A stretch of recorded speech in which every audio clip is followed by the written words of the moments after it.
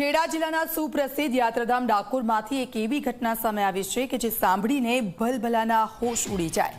ડાકોરના ગોમતી ઘાટ પર પ્લાસ્ટિકની નાની મૂર્તિઓ વેચીને માટ પેટીઓ રડતા એક ગરીબ ફેરિયાને ઇન્કમટેક્સ વિભાગે એવી નોટિસ ફટકારી છે કે જે આખા પંથકમાં ચર્ચાનું કેન્દ્ર બની છે। ડાકોરના ડુંગળા ભાગોળ વિસ્તારમાં સત્યનારાયણ મંદિર સામે ભાડાના મકાનમાં રહેતા ચિરાગ જગદીશભાઈ ભૈયા વ્યવસાય સામાન્ય ફેરીઓ છે, પણ ટેક્સની રકમ સાંભળશો તો તમે પણ ચોંકી જશો। જેમાં વર્ષ 2021 અને 22 માટે રૂપિયા 11,86,00,000નો ટેક્સ અને વર્ષ 2022 અને 23 માટે રૂપિયા 7,98,00,000નો ટેક્સ ગણીને કુલ રૂપિયા 19,84,00,000ના ટેક્સની વસૂલીની નોટિસ ફટકારી છે। આશ્ચર્યની વાત તો એ છે કે આ નોટિસ જે રજિસ્ટર્ડ કવરમાં આવી છે તેના પર જ રૂપિયા 5,500ની ટિકિટ લગાવવામાં આવી છે। જે ફેરિયા પાસે આખા મહિનાનું ભાડું ભરવાના પૈસા નથી, તેના નામે કરોડોના ટ્રાન્ઝેક્શન કોણે કર્યા?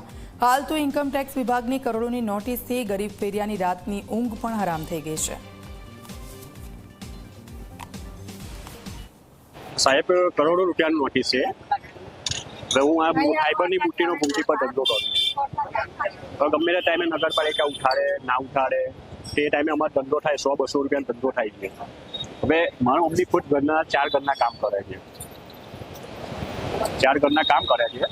બીજું કે હવે વકીલે રોકવાના આપણી જોડે સાહેબ પૈસા છે ને 200-300 રૂપિયા હું જાતે કમાઉં, વકીલને પૈસા ફી બી કેમ નહીં આપવાની?